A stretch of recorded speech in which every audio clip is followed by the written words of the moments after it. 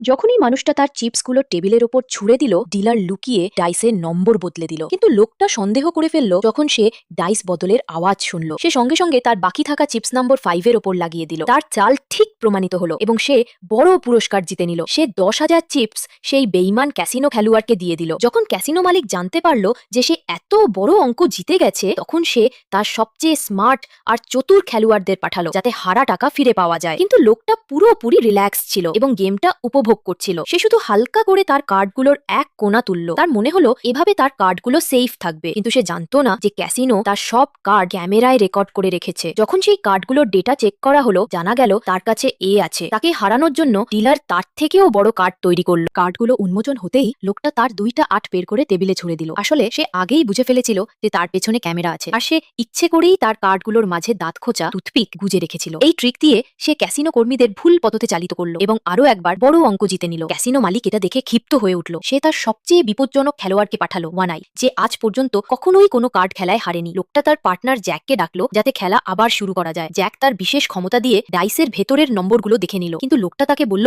যে এটা ব্যর্থ, কারণ ডিলারের পায়ের